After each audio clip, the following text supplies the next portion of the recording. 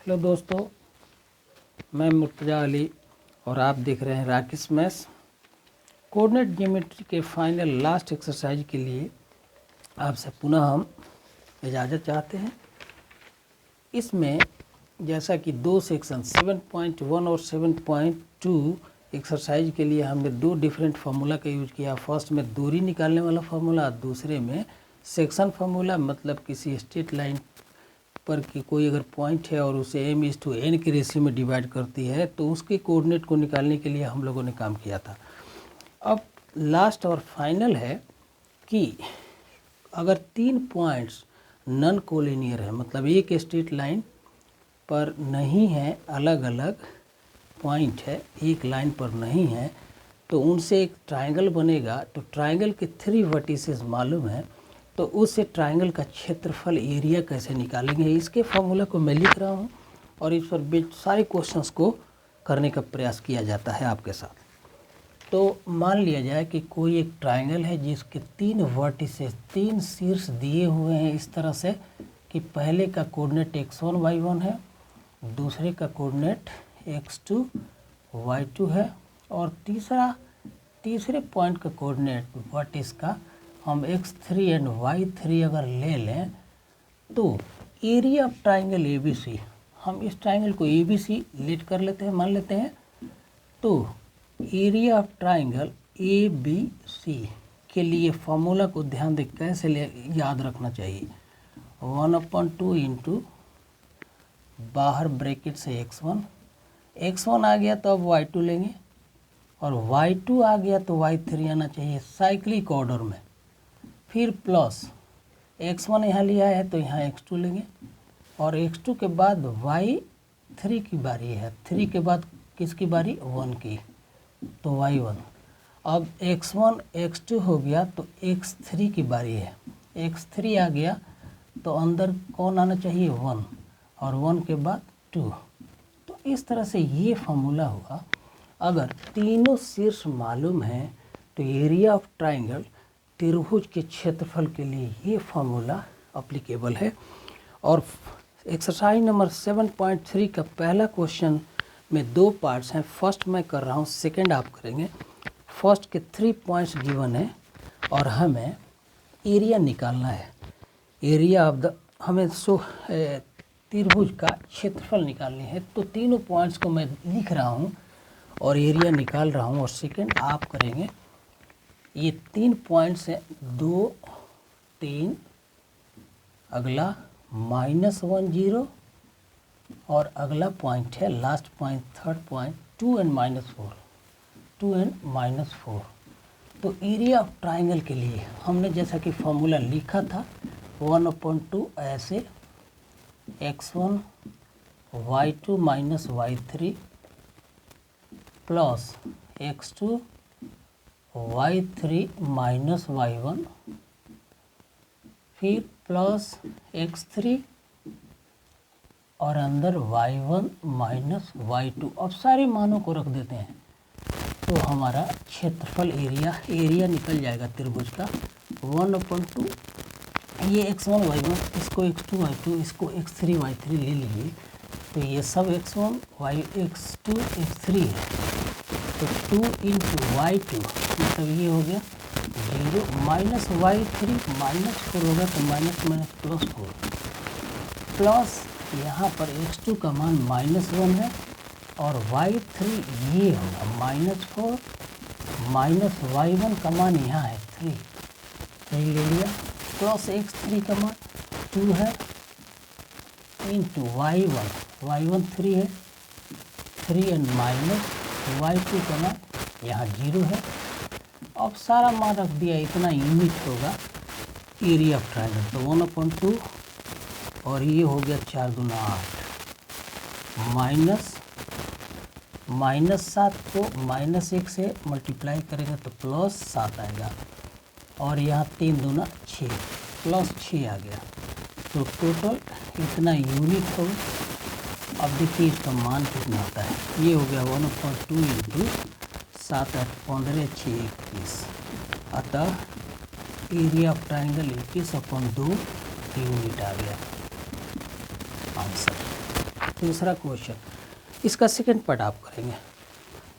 दूसरा question most important question है, बहुत बार पूछा गया है और ये दिया है कि के का मान निकालना है जिसके लिए 3 पॉइंट्स एक रैखिक हैं आर कोलिनियर हैं, मतलब एक ही स्ट्रेट लाइन पर 3 पॉइंट्स हैं। 3 पॉइंट्स कौन कौन हैं, तो पॉइंट्स को हम लिख रहे हैं। पॉइंट्स को देख लीजिए, बहुत इंपॉर्टेंट क्वेश्चन है। फॉर व्हाट वैल्यू ऑफ के द 3 पॉइंट्स, कौन कौन से, तो 7 -2 5 1 एंड 3 की आर कोलिनियर, मतलब के किस मान के लिए ये तीनों पॉइंट्स एक सरेखी हैं, एक ही रेखा पर स्थित हैं। तो अगर ये एक ही रेखा पर हैं तो इनसे बने हुए त्रिभुज का क्षेत्रफल 0 आएगा, जिसके लिए आप फार्मूला ऐसे लिखते हैं कि x1y2 -y3 plus x2 y3 minus y1 plus x3 y1 minus y2। और चूँकि यहाँ ट्रायंगल नहीं एक रेखा है, उस पर 3 बिंदु हैं, तीनों बिंदुओं से त्रिभुज तो नहीं बनेगा, इसलिए त्रिभुज का ये कितना होगा 0। तो 2 को क्रॉस मल्टीप्लाई करेंगे, ये भी 0 हो गया। अब हम x1 सारे वैल्यूज रखते हैं। x1 ये हो गया 7 इंटू y2 का वैल्यू हो गया 1 माइनस y3 हो गया 3 प्लस x2 यहाँ 5 है इंटू y3 मतलब 3 माइनस y1 मतलब -2 तो +2 हो जाएगा, प्लस x3 का मान 3 हो गया इंटू y1 तो y1 -2 एंड माइनस y2 का मान 1 हो गया और इसको 0 होना है। आइए सिंप्लीफाई करते हैं। ये 0 हो गया, कैसे हुआ आपको क्लियर होगा। तो ये आ गया 7 माइनस 7 की प्लस 5 की प्लस 5 टू जा 10 और ये -3 जा तो -9 बराबर 0। तो 7 10 में से 9 गया 1 और 7 8 और यहाँ 7 और 5 के -2 के बराबर 0। तो 2 के बराबर 8 तो के बराबर 4। इस तरह से ये इम्पोर्टेंट क्वेश्चन है और इसमें हमने के का मान निकाला। 2 क्वेश्चन हैं, एक आप करने में सक्षम होंगे, मैं आशा करता हूँ। अब तीसरा क्वेश्चन ले लिया जाए। तीसरा क्वेश्चन है find the area of A triangle formed by the joining the mid points of. अब देखिए तीसरे क्वेश्चन को मैं समझा रहा हूँ। पहले हम इस क्वेश्चन में एक त्रिभुज है जिसके तीनों शीर्ष दिए हुए हैं, मतलब ये triangle the 3 vertices are given. कौन कौन से वर्टिसेस हैं और करना क्या है ये देखिए। मान लीजिए यही ट्राइंगल है जिसके वर्टिसेस हैं 0 -1 2 और 1 और तीसरा है 0 3 और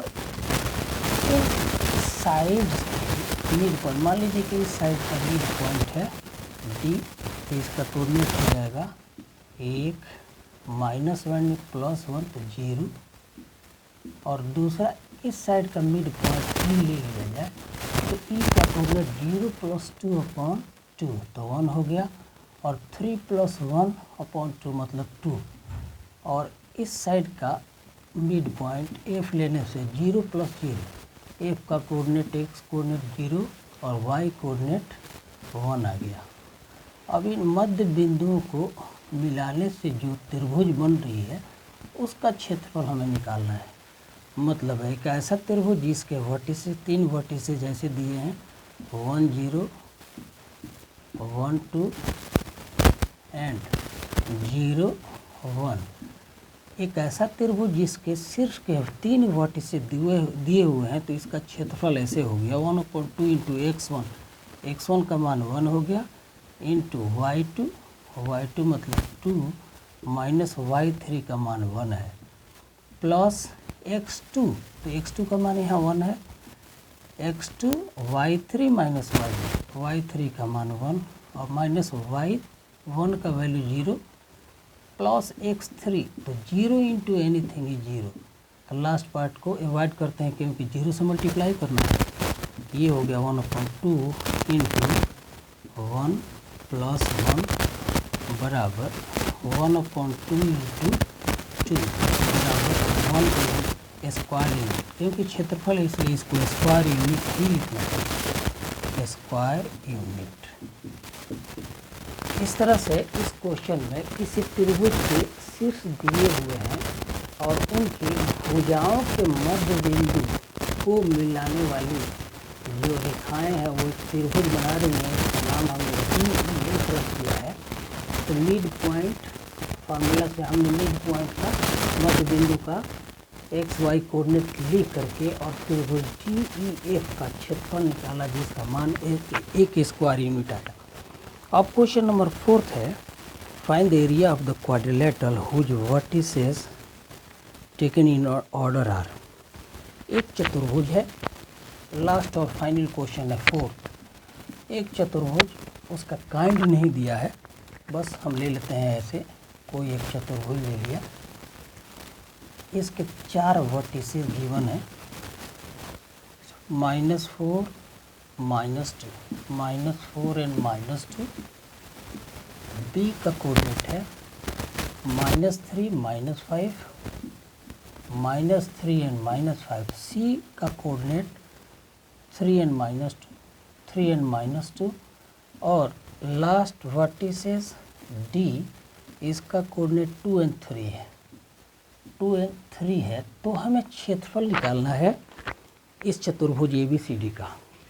अगर हम एक डायगोनल एक विकर्ण को ज्वाइन कर दें तो ये विकर्ण पूरे चतुर्भुज को 2 त्रिभुजों में बांट दिया। पहला त्रिभुज हो गया ABD और दूसरा त्रिभुज हो गया BCD।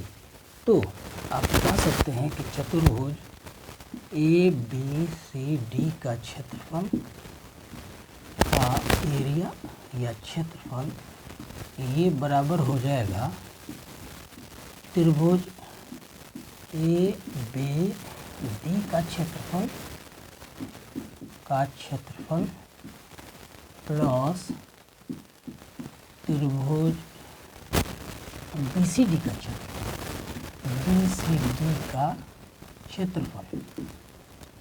तो हमें किसी भी त्रिभुज के क्षेत्रफल के लिए उसके 3 शीर्ष चाहिए और त्रिभुज ABD का क्षेत्रफल के लिए तीनों शीर्ष मालूम है। इसी तरह से BCD के क्षेत्रफल के लिए तीनों शीर्ष मालूम है। तो हम फार्मूला रखते हैं 1/2। अब त्रिभुज ABD का क्षेत्रफल 1/2 इंटू x1 मतलब -4, y2 तो y2 -5 माइनस y3 का मान 3 है, प्लस x2 ये लेंगे -3 इंटू y3 मतलब 3 माइनस y1 तो माइनस माइनस +2 हो जाएगा, एंड प्लस x3 का मान है 2 इंटू y1 मतलब -4 एंड y2 मतलब -3 तो +3 हो गया। इस तरह से एक त्रिभुज का ये हो गया प्लस दूसरा त्रिभुज। अब त्रिभुज BCD, तो यहाँ x1 ये यहाँ से शुरू करते हैं 1/2 x1 का मान -3 इंटू y2 मतलब -2 माइनस y3 मतलब 3 प्लस x2 मतलब 3 into y3 means 3 minus y1 का मान प्लस -5 तो +5 हो गया, प्लस x3 हो जाएगा 2 इंटू y1 मतलब -5 माइनस y2 मतलब माइनस +2। अब इसको हम सिंप्लीफाई कर दें, 1/2 को बाहर निकाल लेते हैं। 1/2 को कॉमन कर लेने पर यहाँ 8 चौका 32 माइनस माइनस प्लस 32 हो गया, और ये 5 या 15 माइनस हो गया, और यहाँ -2, ये फर्स्ट पार्ट हुआ। और सेकंड पार्ट को ये देखिए, -3 को 5 15 प्लस 15 हो जाएगा, और 5 3 8 3 का 24 प्लस 24, और ये -3 3 6 -6, ये सेकंड पार्ट था।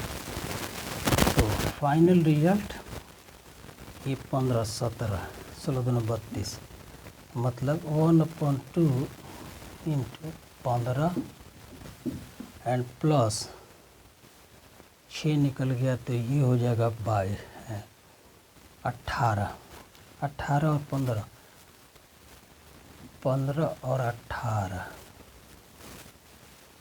और 15 दूना 30 और 33। तो इस तरह से ये हो गया 5 3 8 और 4/2, 2 दूना 4 और 2 चौका 8। तो हमारे चतुर्भुज ABCD का क्षेत्रफल 24 स्क्वायर यूनिट या वर्ग इकाई। धन्यवाद।